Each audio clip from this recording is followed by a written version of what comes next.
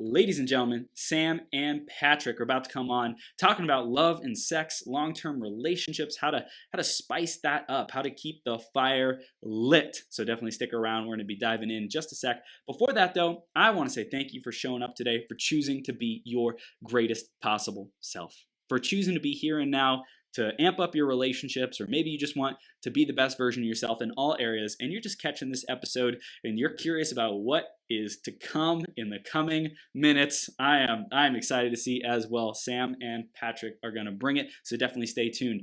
Next, we're going to share our iTunes review of the week. This week, I believe it's by, Clarice Gomez, who says, awesome podcast. Chris, the host of Becoming Your Greatest Possible Self podcast, highlights all aspects of business, entrepreneurship, and more in his Can't Miss podcast. The host and expert guests offer insightful advice and information that is helpful to anyone that listens. Thank you so much, Clarice. I appreciate you. If you want a chance to get shouted out on a future 12-hour live stream like Clarice, go to beyourgps.com/iTunes or search Greatest Possible Self on the Apple Podcast Store. You can give us a review there. Let us know what you love, what you want to see more of, how we can improve the show for you. Thank you in advance for doing that.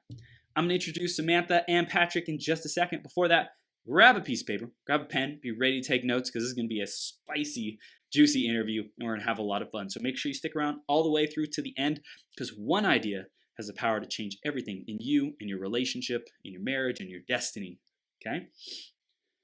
Patrick Cullinane is a serial entrepreneur who has started and sold multiple businesses and developed several software applications in the logistics and supply chain industries.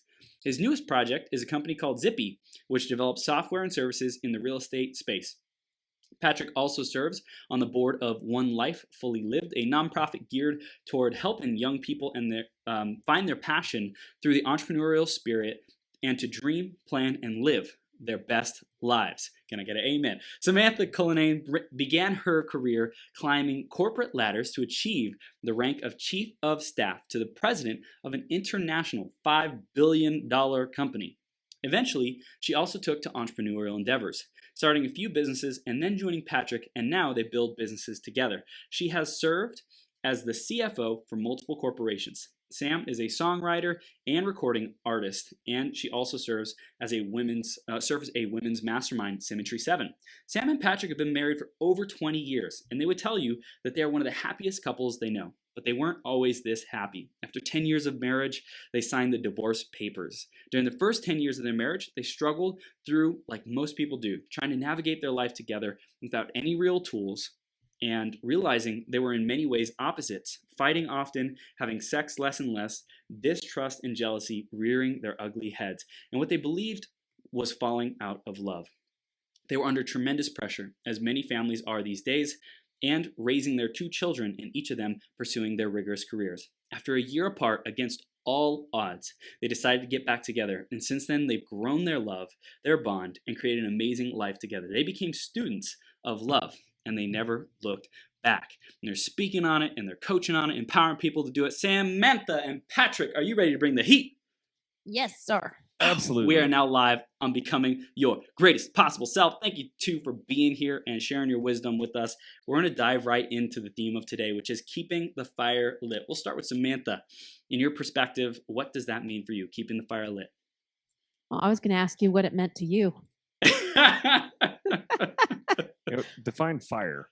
Yeah, because we have this whole, actually science does too, this whole idea that relationships go through stages. Yeah. So if you are in the honeymoon phase and you want that to last forever, I have very bad news.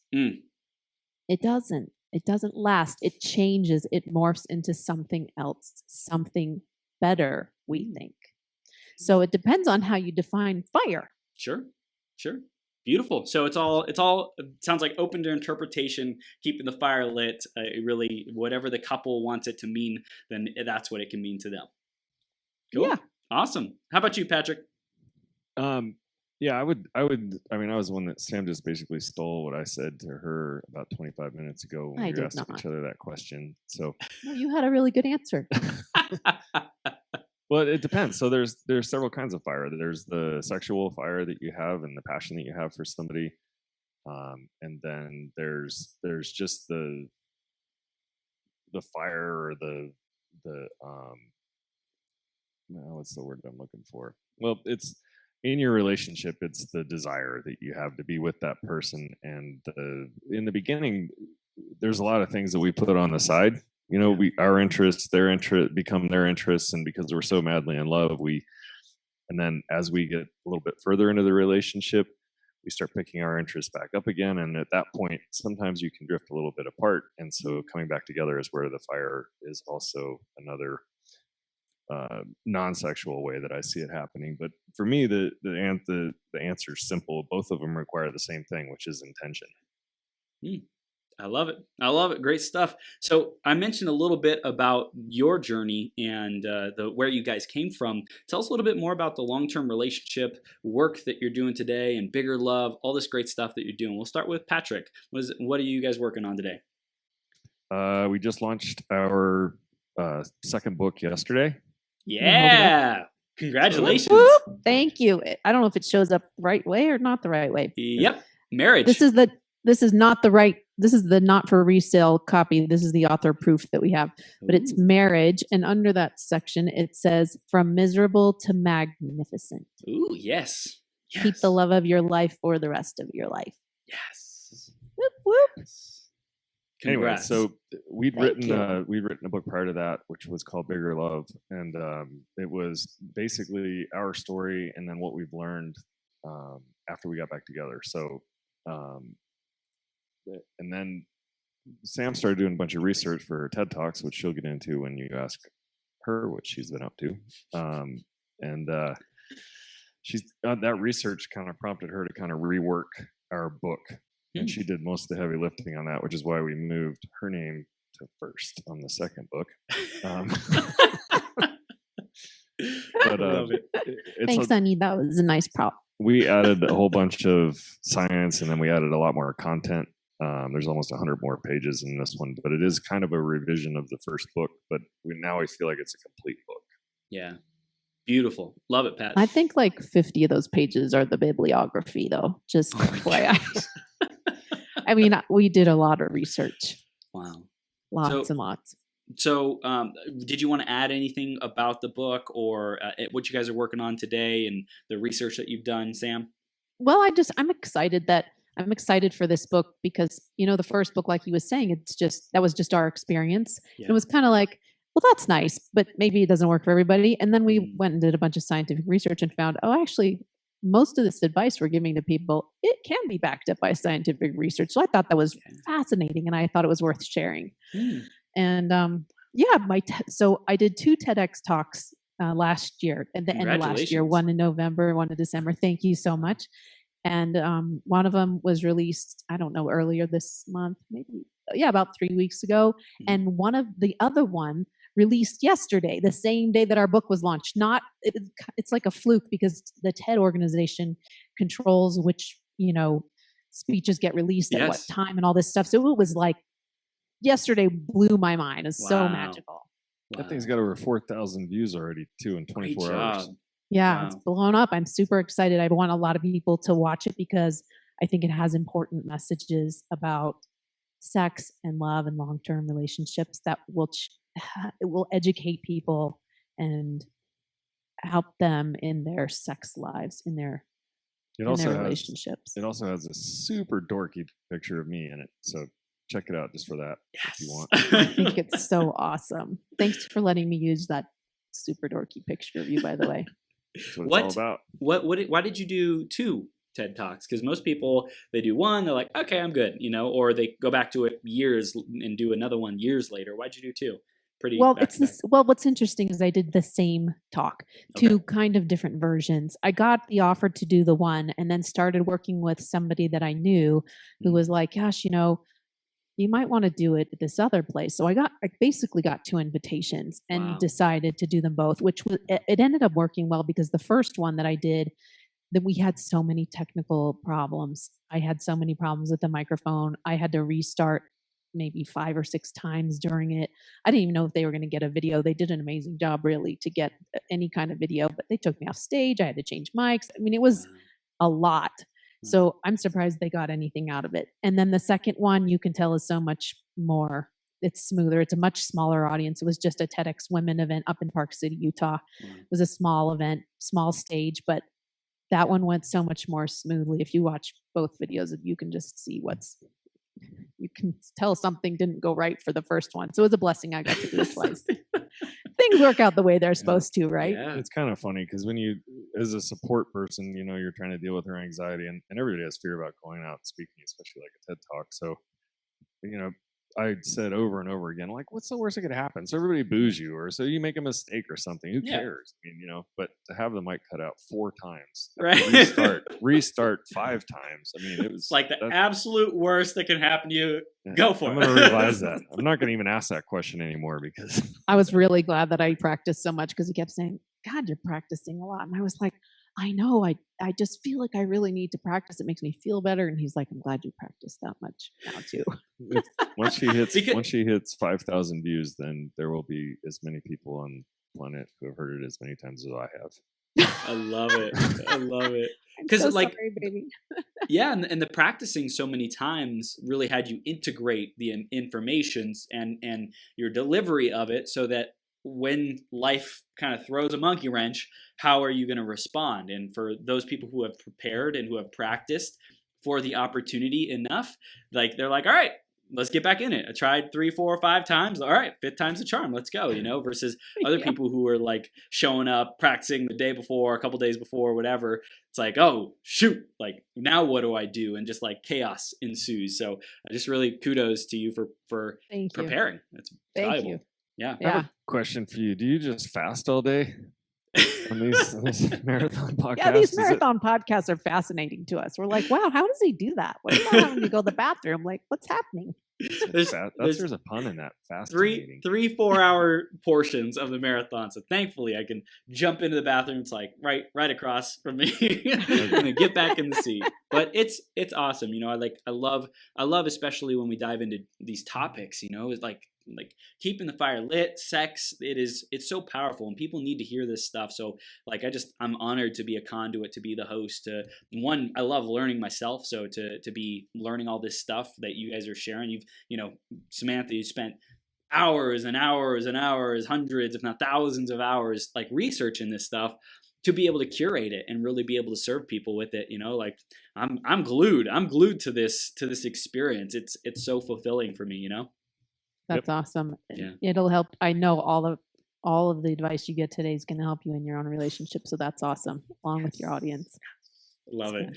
So I want to go back into the journey a little bit, just touch on it briefly, because it was getting rocky there for a second, if not not beyond rocky. So we'll start with Samantha. Like, what do you want to share beyond what I mentioned in your intro about like that time and what you learned from it and what you would maybe do differently or recommend to other couples who might be going through some difficult times? I have a feeling that a lot of people might relate to where I was at that time. And that is, when you have little kids and you got married and you're running the rat race, my job and supporting our family, I made that my absolute number one priority. Yeah. Like it was like job first, kids second, Patty third. If you even really made the running. Depending on what I did that day. Yeah. Right. Good point. So, and that was really important to me, and I was killing it. I was making lots of money, but I was gone all the time. Yeah. Unfortunately, I missed a lot of my kids' childhood. And when we decided to get back together, that was one of Pat's criterias and my own. He was like, you can't have your career be number one anymore. You have to prioritize us. And I said, I have learned that. I see that because when we split up, I moved to Spain and took the kids for a little while, but they didn't get their visas. But that was where my job was. I took a job in Europe and I didn't get to see the kids very often. I didn't get to see my husband and I was miserable. I was like, wow. And we'd already signed. Yeah, we'd already signed divorce papers. I didn't really want to see him, but I couldn't, the grass definitely wasn't greener either. I wasn't like finding somebody else to date. So it was an interesting, because there's no time to date. Like when you're the big boss and you're in charge of everything and I didn't have time to date. There was a part of you that thought I was probably holding you back, holding you down or right? You can say that. Yeah. Well, and I also felt like I made all the money and I was, it was sort of like, what do I need you for? Like I have a nanny, I have the kids, I'm making all the money, and you would hound me for sex, and sex isn't my thing. Like I'm not a big touch person, which we can get into if you want to talk about that, because I love that.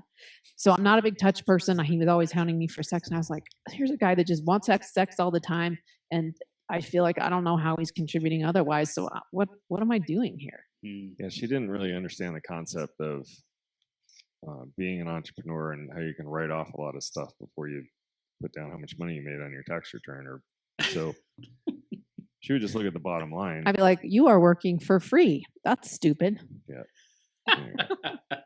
But now I have a totally different perspective. Yes. And for me, I was actually just getting ready to turn the corner with my business, and I felt like she took a knee on the 99-yard line, or the 1-yard line, as it may be. But I kind of did. So I just gave her the house. I gave her everything. I just took my car and some of my stuff, like my baseball cards, and a lamp, the important things, and a toilet seat. And then I it's a jerk reference, but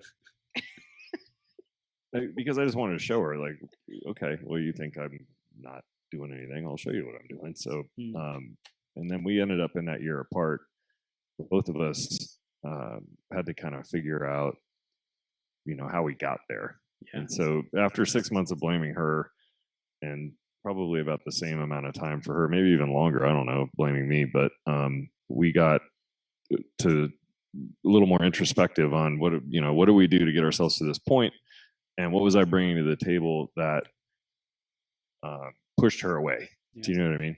Yeah. So once we kind of figured out our, can you cuss on here? Yep. Our stuff. Yep. Okay, shit. Cool.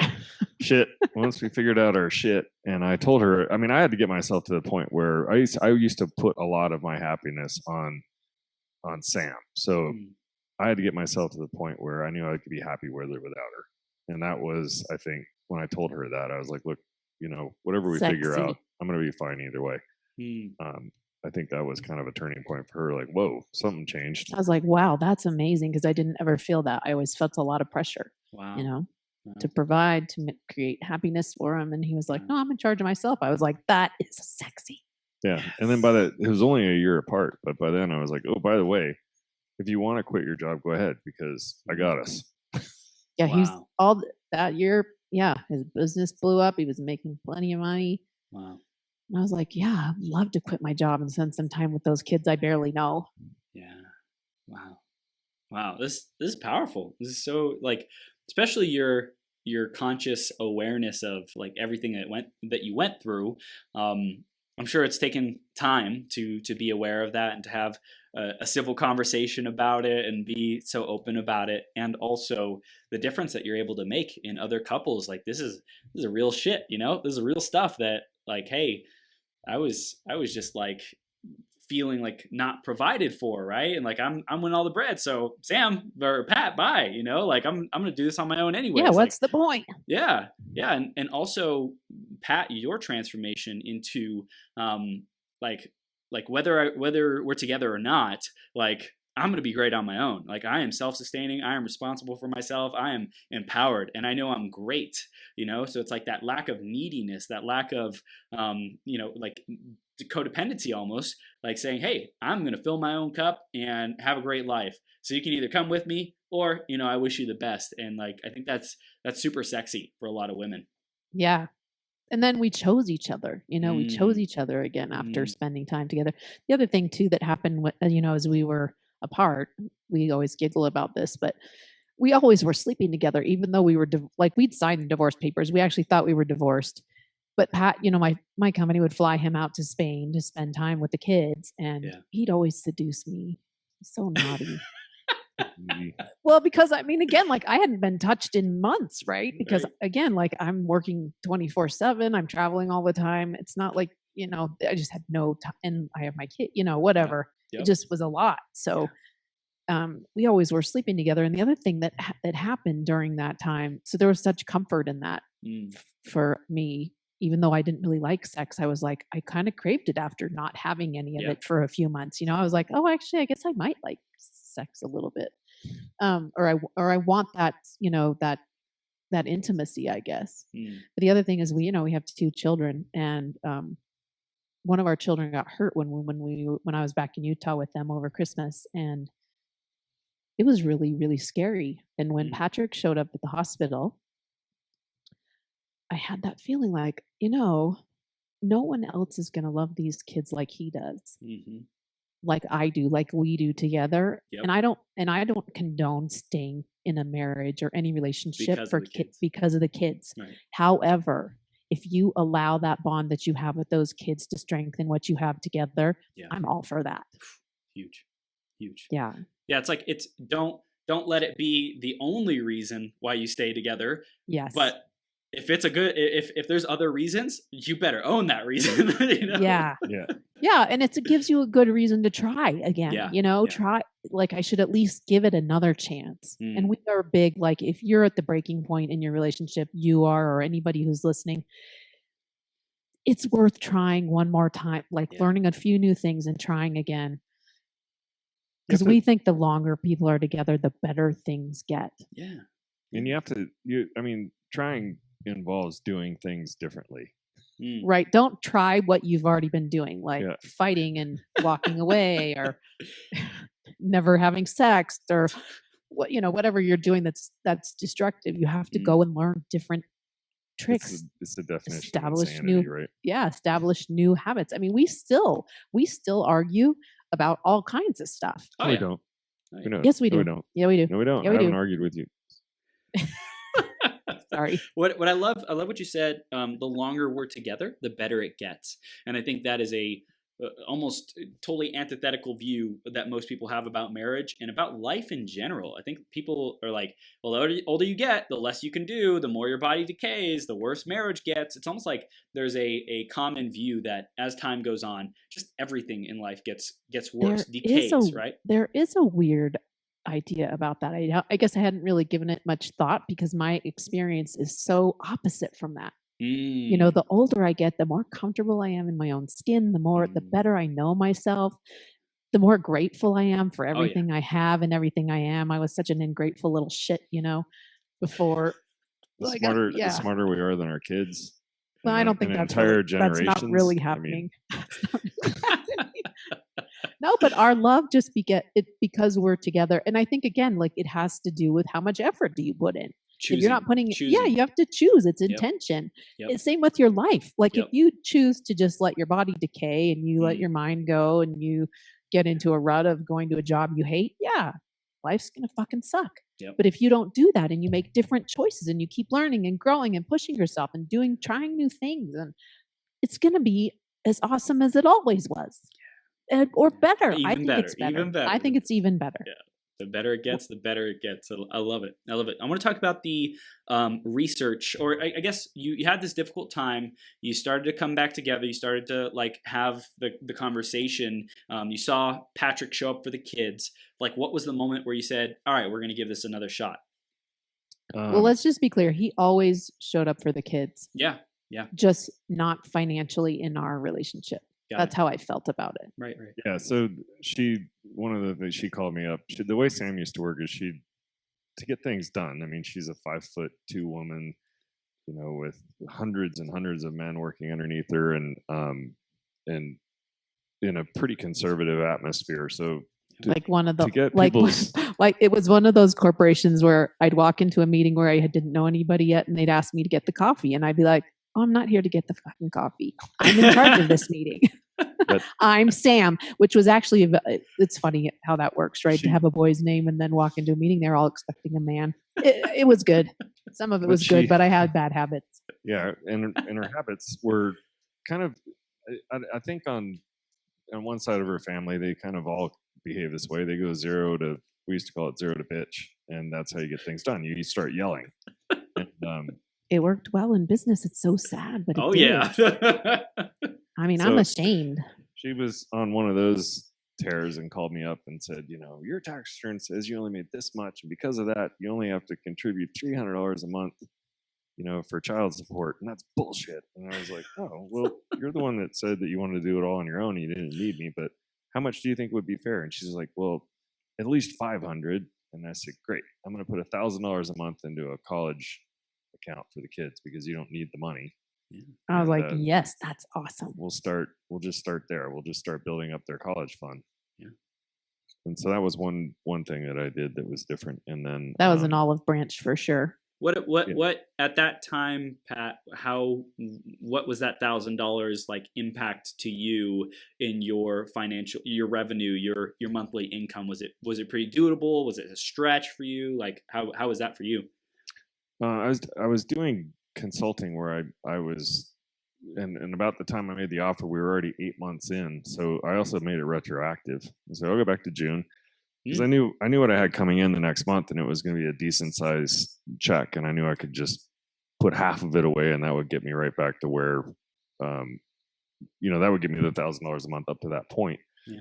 And then, so yeah, it didn't hurt at all. It just gave me, and I still had the amount of money that I had left over was still way more than I needed. So awesome. It wasn't a big deal. Cool. So it would have been a better story if it was a squeeze, right? Right? I was like, well, I didn't want to do it, but I did it for the kids, for the family. I mean, that's how entrepreneurs work, though. It did, and this is 2006, so we're a year and a half away from basically going 2 years without paying ourselves because of when the market turned. Yep. But yeah, for a little while there, it was easy. Yeah. Cool. So how did it evolve back into a relationship from there? Well, so I had gone out on a few dates with this girl, and I had invited her to go up to a ski resort and do like a couples massage and dinner, and she canceled it last minute. Sam also called me within an hour of that and said, "Oh, I'm flying into town. You want to get together and talk about the kids?" And I'm like, "We can, and I know a great place we can do it." So I just kind of, because you have to remember we're talking all the time because of the kids, and so we're still friends. We were still friends, and we're still sleeping together. So, but like sporadically, right? Because I still live in Europe. Maybe twice in 2006 up to that point. So this is in early May, like the first week in May, and I'd moved out on May 1st. So it was about a year exactly to the day that we decided to get split up. And were you still fighting even though you were apart? Any resentment or anything like that? It was, I remember that conversation we had about, about the child support thing was in December. That was a big fight. Yeah. And actually it was funny. I think that's also when I realized part of the reason I was so mad at Pat was because what brought so much anger is I felt like I had to miss the childhoods because I had to work. Wow. But the truth is, how much is enough? Yeah. Like I made enough money for more than just one family by far. Yeah. And so it really was a question of priorities. Yeah. Anyway, so I took her up there. We did the couples massage. We had dinner. We ended up getting a room for the night, and we just talked a lot. And that was when I told her that she said she was starting, I could tell by her side of the conversation that she was starting to have second thoughts. In other words, she's like, everything's not the way I thought it was going to be. A lot of your, because I would tell her too, I was like, look, I think your boss has like a crush on you. I think, and some of it was unhealthy jealousy, but there was also something in my gut that told me it wasn't sitting right, and so she's like, and it turns out you were right about that. And, so a couple of those things, and I could tell that she just kind of wanted out of the situation she was in. And I told her, well, I still love you, and I know that we could probably make it work, but I've got a couple of things that, but I also know that I'll be happy with or without you. So whatever you decide. And then we decided to give it another shot. And I told her, okay, well, here's a few things that I've picked up over the last year that I don't want to give up because they kind of, and she said, well, here's some things. So we basically came to the table with new rules, and then she quit her job because she realized that her job was consuming her. Yeah. And it's not that I didn't want her to work. I just wanted her to understand that she would make the job number one, and that it can't be number one ever. I mean, it can I think it can in Or a small season. sprints. For a Yeah, season. you can do small sprints of it being number one. I think that's actually required to get places sometimes. Yep. But when the sprint lasts for 10 years, that's too long. Yeah. It's too long. If the family, if any of your family members start feeling like they're second to the job, in other words, you can sit down and say, guys, the next 6 months are going to be hell. Yep. But here's what I promise you. When we get done with that, here's what we're going to do. In other words, so you're sitting down with them, you're setting the expectation, you're working out together, and then you follow through, then your family should never feel that way. So to Sam's point, there's sprints and everybody can work together to get through them. Yeah. But if people start feeling secondary to job work and work personnel, then it's not any good. Yeah, again, it's about your priorities and making sure that you're true to what really matters.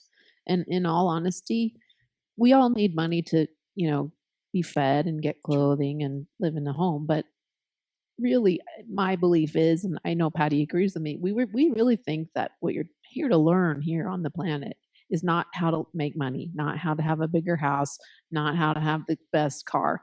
It is to learn how to love each other. Yep. It's to learn how to love ourselves. Yep. So much that it spills over and we love everyone else. Yep. So if you're not prioritizing that, I think you got your head on a little cockeyed. Sam said earlier that her priorities were her job, the kids, and then me. But the truth is, it was her job, the kids, resting for the job for next week. Yep. And then me. So it was still the job, the kids, the she job. Would bust her ass Monday through Friday, get home late Friday, and then need to sleep most of the day Saturday to rejuvenate. And then want to get up and spend time with the kids because she hadn't spent much time with them. And then I'd have like an hour in there somewhere where if it was convenient, we'd do something together, but it didn't usually happen. So the kids were secondary, I was secondary, and that's kind of how we ended up where we were. But then getting back together, one of the things that we decided, one of the new rules was, we've learned a lot about ourselves. Let's keep doing that. Because I like where I am now. You know what I mean? And I also know that I don't know everything. I thought I did a year ago, but in the last year I learned that even the most simple things like don't try to control that which you cannot, which I'd heard 1,000 times in my life, and then realized that that's exactly what I was trying to do. You know what I mean? Yeah. So you couldn't ever control me. You still can't. Well, I wasn't trying to control you in a certain way. I was focused, worried, and upset about things that I had no control over. So I wasn't being controlling. I was ruminating on the fact that you didn't have control. Well, yeah. Why doesn't she feel this way? I don't have any control over how you feel. So that was the kind of stuff I would do. Wow. This is gold. This is gold. I love the self-awareness. So you kept saying, hey, let's keep growing. Let's keep being open to these types of conversations. And then at what point did you say, hey, we want to really teach people about this stuff and share it? It's only been a few years, right? Yeah, we started kind of diving into some different types of, I don't know. We just kind of became students. And Sam would read the book and then she'd tell me about it. And then I'd tell everybody I read it too. And, that is kind of how it works. She's probably done that with I give him the cliff that notes. Thing you told me about that book you read, that we read. I mean, so one of them was like the 5 love languages, which is kind of a big aha for us because I'm a huge touch guy, and so I was always like touching. I was always like, "Why are you touching me so much?" I have like the bubble, like, "Oh, that's a lot of touching." So I was showing love the way I wanted, And I was always doing chores, like extra chores for him, and cleaning the kitchen, active service, and he'd be like, and he which I was the antithesis of. He could not give two. I made a lot of that work for her, so yeah, he still does. This is something else that I think is really interesting as part of the research. So we still argue about the same shit we always argued about. He takes his clothes off in the living room. I'm like, who takes their clothes off in the living room? He doesn't pick it up. It's not. It's not when I have to pick the clothes up later. Or he can leave dishes he can leave dishes in the kitchen for a week, probably. Not a week. Okay, a few days. 6 days, yes. But I wouldn't be. But the statistics say, but studies say, 69% of all arguments in relationships are never resolved. Wow. 69%. And that's why that's such a great number, because I know how to resolve it for a few minutes. Get to Yeah, the bedroom. 69%. So isn't that interesting though? So it's not really about whether you argue or not. It's about how you argue. It's about who you're being while you're arguing. And it's about listening and hearing and understanding. I mean, I'm never going to be a neat freak. So well, and so there's that too, right? I can work myself up trying to control him, or I can work on being more relaxed about having his clothes on the floor. Yep. And when and I will pick it up only if I am not feeling resentful when I do it, right? That's my new rule for myself. Like, I'll just let it sit there. If I'm like, oh, why doesn't he pick up his stuff? And then I'm like, no, I have to leave it. Sometimes she'll make a little game out of it. Let's see how long it takes. Yeah, how long is he going to know it before he notices? Because she's gotten so good at not letting it bother her, she'll forget that she was playing that game and won't notice when I actually do it, and then tell me, well, your stuff was sitting out there for over a week. No, it wasn't. I picked it up like that day. Oh. Well, I was thinking the last time. Last time it definitely sat there for over a week, but this time. So I love that we're already diving into the data. And I want to get into that as well, because I think that's super important. And Sam, you've collected so much. Like, what else do we get to know about long-term relationships and having conversations? What other data really stood out for you? Oh, let me think. Give us some sex data. That's my favorite. All right, so here's a few gems, and a lot of this research that comes from this long-term relationship kind of research comes from Dr. John Gottman, who's a brilliant researcher. He has his own like relationship lab, and so a lot of these statistics come from his research. Yeah. One of the statistics that we learned also from Gottman is that a relationship can survive in his research if for every one difficult engagement, whether that's arguing or anything that's kind of not a good interaction, as long as you have 5 good ones to that one, that's the magic ratio. 5 positive. 5 positive for every 1 negative interaction. A different statistic, which I like just as much, and it's only been proven by 2 scientific studies, but I think that's kind of legit because they did sort of the same study. It was back in the 70s. What they found was that for every 1 negative interaction, if you had sex twice, it had the same results. Wow. So you fight once, you got to have sex twice. Wow. Or you can have 5 positive interactions. This is way harder. He says that, but then he makes a joke and like, this was already a positive interaction because we're both giggling. Yep. What else? Another interesting thing about interactions is I think for a lot of times when we're interacting with our partner and something bad is happening, we really focus on how do I respond to the bad things that are happening in their lives, and that's important. I'm not negating the importance of that. However, research has shown that how you treat your partner's good news is actually more important than the bad news. Now that's fascinating. So if you come home and you say, honey, I got a promotion, and your partner's like, oh, well, are you going to be able to handle that promotion? Yeah.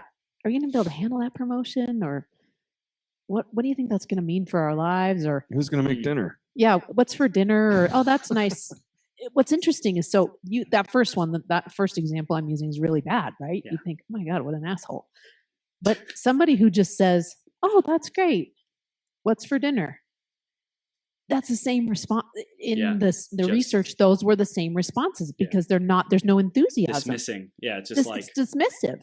Yeah. Yeah. Even though it's kind of passive. Right. But so you have to like actively, enthusiastically be like, yes, I'm so proud of you. This is so great. How do you want to celebrate? Take it up a notch.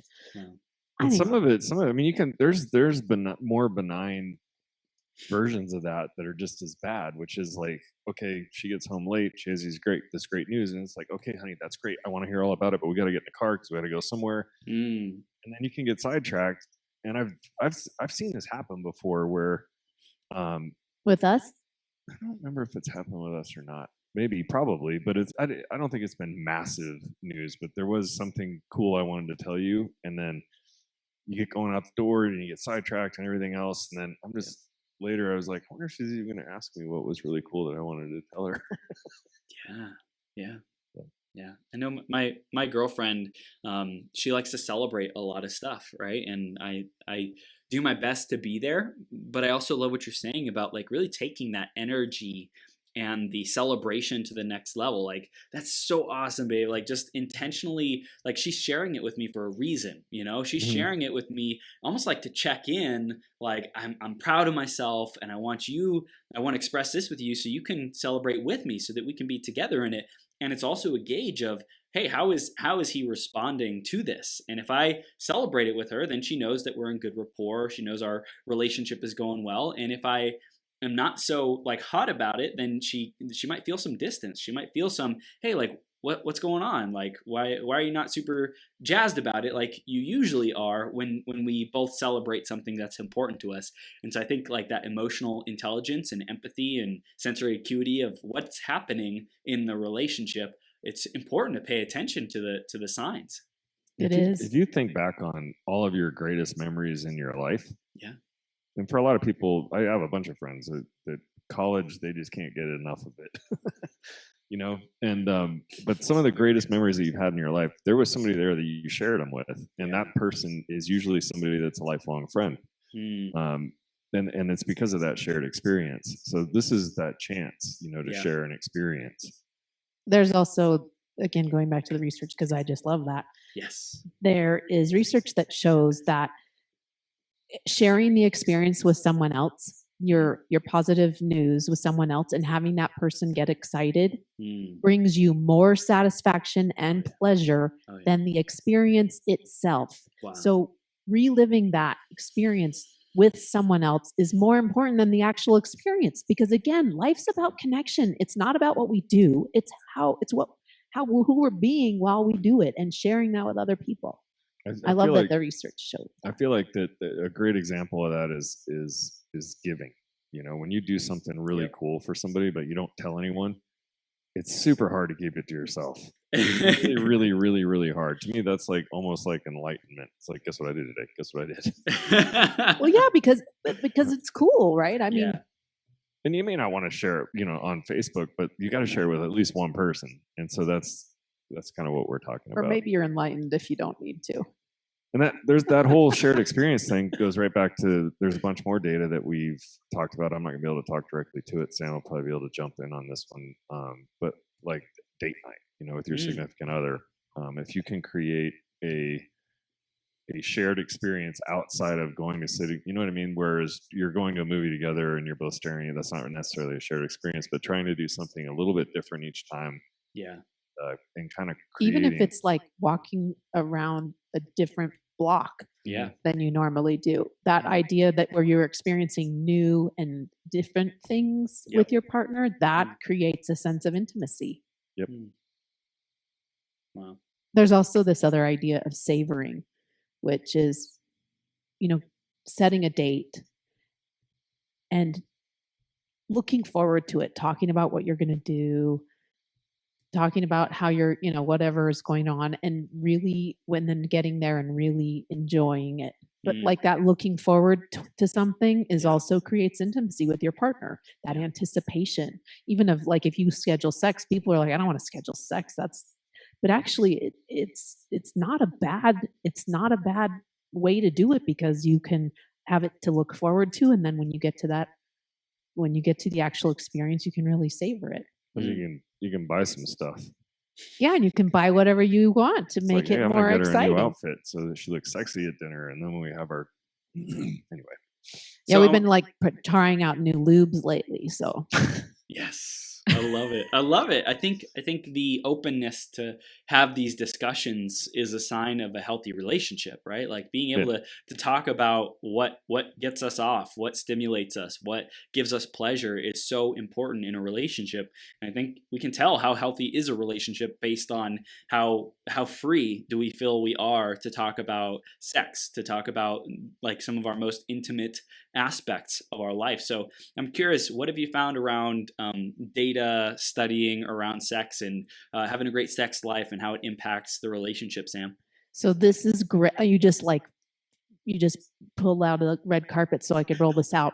So this is so interesting. Marriage, you can work on your marriage as hard as you want, like communication and arguing and being your partner's biggest fan and all these things. And that doesn't lead to better sex life. Wow. The research shows that doesn't, making a fantastic marriage doesn't lead to better sex. A lot of people believe that, but that isn't what the research says. Interestingly enough, working on your sex life improves your sex life and also improves your marriage. Yeah.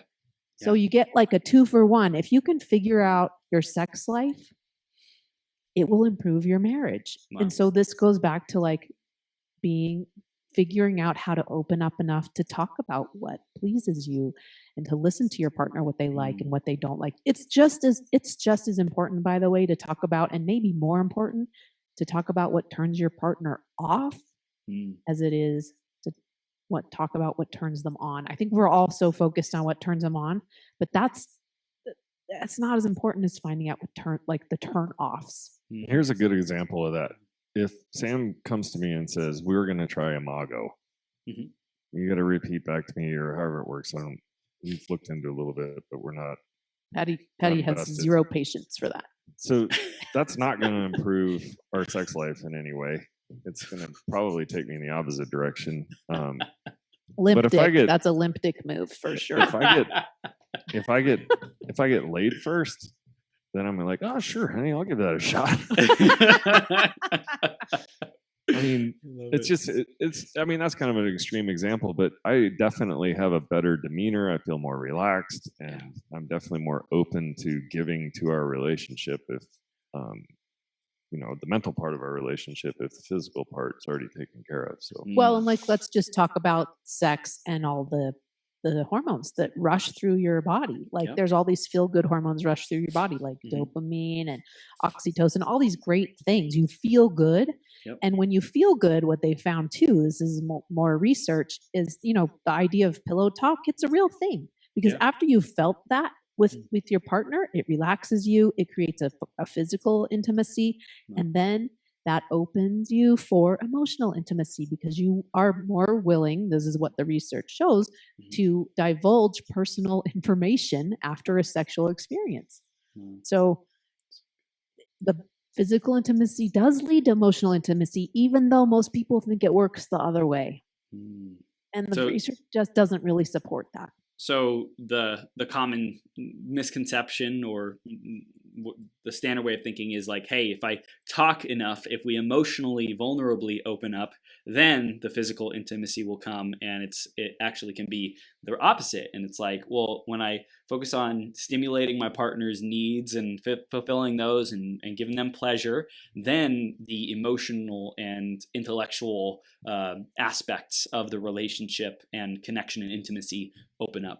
Yep, it opens both partners to that possibility, that emotional intimacy. It goes all the way down to the most simple concept of you kind of got to give to get. And the more you give, usually the more you get. So, but you just can't keep score. Yeah, don't keep score in any part of your relationship. It's just such a bad idea. What causes that, and why is it so detrimental to the relationship?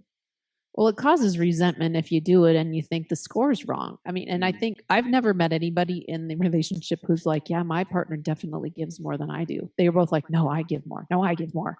So they feel like. And I've never met anybody in a relationship that thinks their partner keeps the right score. So. Yeah. And they're like, what about you didn't count this and blah, blah, blah. It just causes resentment if you're trying to tally everything because life's not fair in neither relationships. Like he has shit that bugs me and I do stuff that bugs him. And that, again, most of that probably isn't going away, and it's just learning. Well, sometimes we do things that are nice for each other that we don't notice as much, or, there's just the keeping score thing. It just is a fail. It never pans out. That's one that we see with the love languages a lot. People who are like, well, I spoke your love language yesterday, so you owe me. That's not really how love works. Love is give and give and give. And if you get something back, then you'll be, we have a just say you yes. will get something back if you keep giving, I promise. We call it a just say yes challenge, where it's just say yes to sex for 30 days, no matter who you're, no matter which partner asks for it, not no matter who. And that would be a whole different kind of a thing. Yeah. So, but there, we've kind of kept a little bit of data on that, and there's been a handful of couples that are like, oh, he's a touch guy, he's gonna love this, or she's a touch, they're gonna love this, and then, a week to 10 days in, they're like, well, we quit doing it because I was doing that for them, but they weren't. Speaking my love language. They weren't doing the dishes. They didn't do the dishes. They still didn't do the dishes. You can't have sex expecting your partner to do the dishes. But maybe you can make an arrangement before you do it. Like, like maybe you could make some kind of agreement. But it's not like I put out, so now you have to do the dishes. Or do you know what I'm saying? Yeah. Yeah. Okay. Yeah, and also I heard something in that the like the expectations when we expect the other person to do something. It's almost like we don't like we're being watched, and there's like pressure, and then we stop feeling safe. We stop feeling trust because the score is being kept. Like oh, is she gonna notice this? Like, and it's the generosity escapes because it's like, well, I feel good giving, and now it's no, I'm just doing this to perform. I'm doing this to be worthy. I'm doing this so that they want to keep me around. Back. Yeah, and that's totally no bueno. So I wanted to comment on that, and then also the sex every day. Good observation. Thank you, and sex every day for 30 days. Tell us a little bit more about that, and what could that do to someone's relationship, and why do you advocate it? So we don't say sex every day. Okay.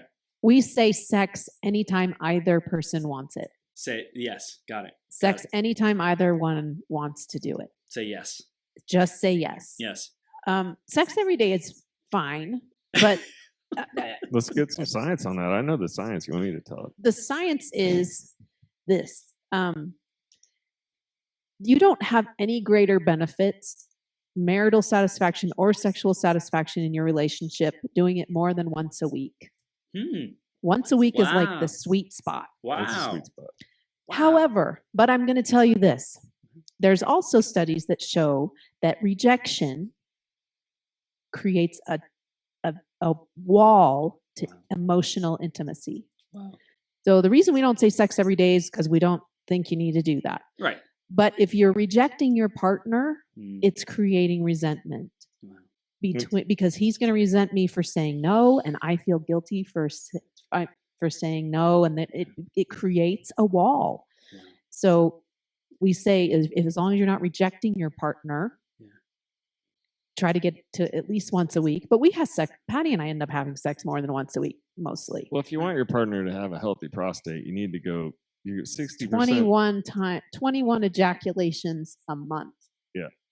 Wow. To get to 40% less risk of prostate cancer. Wow. Some of those can be self-administered, though. Yeah, he can do it himself. Sure. Wow. I had no idea about that statistic. That's intense. Mm-hmm.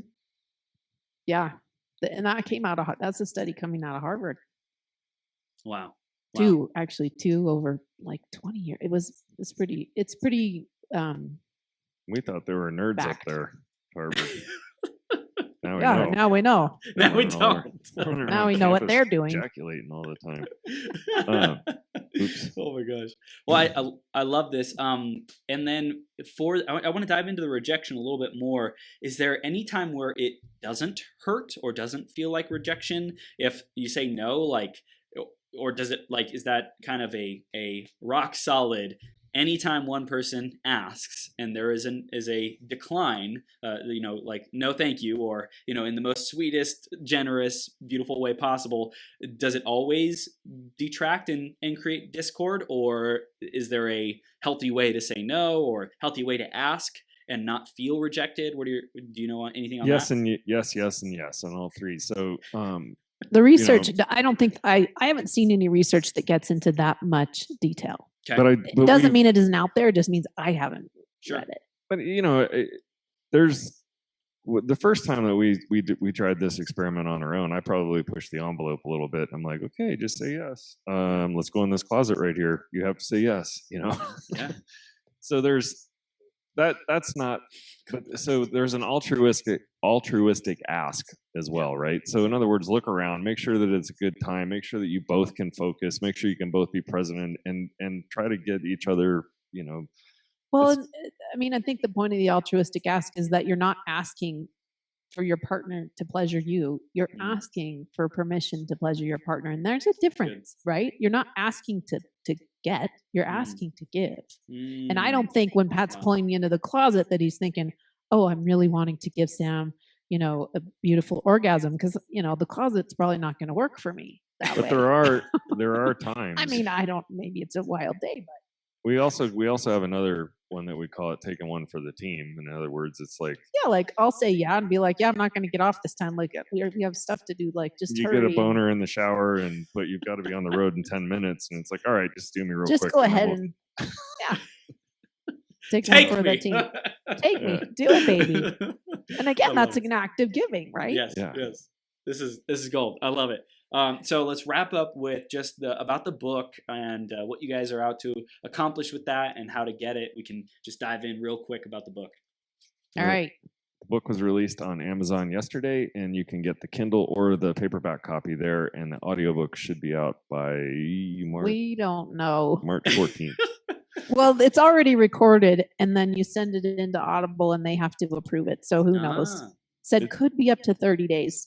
Okay. But we'll let everybody know on Facebook and our website. We'll have it, and you can just keep cruising Amazon. Yeah, Amazon's going to want to get it out there super fast. It's too good to sit on the fence. For sure. And then we're writing another book this year to the next 18 months. We haven't really, and that one's going to be more focused on sex. And this is a surprise just for your audience, because I've always been telling everybody that Sam's going to write that book, but I've decided that I'm going to contribute a small part to the book. Whoa, you didn't even tell me that. This is like a big reveal. I want to research more. I want to get more into your boner herbs. Yeah, stuff? Boner herbs.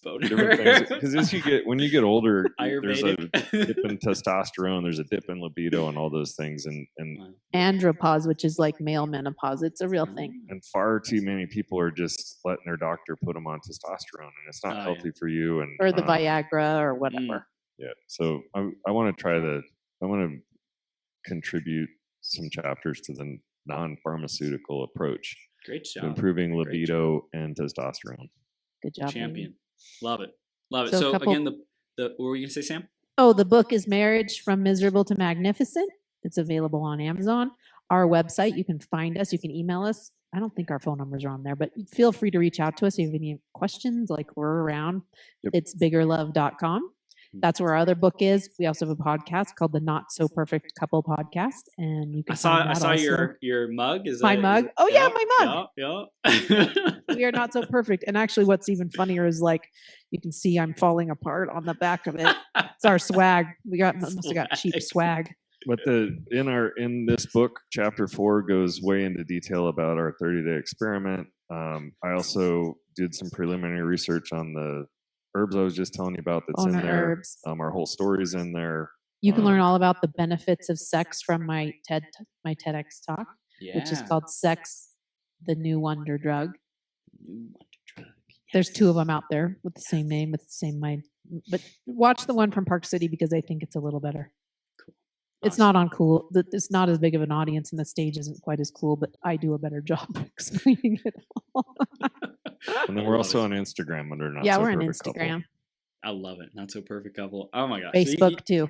You two are just on fire, doing amazing things. I'm so stoked for this next book, Pat, to see you really, step up to the research plate, so to speak. Maybe we'll see, right? If the research is going to be in there.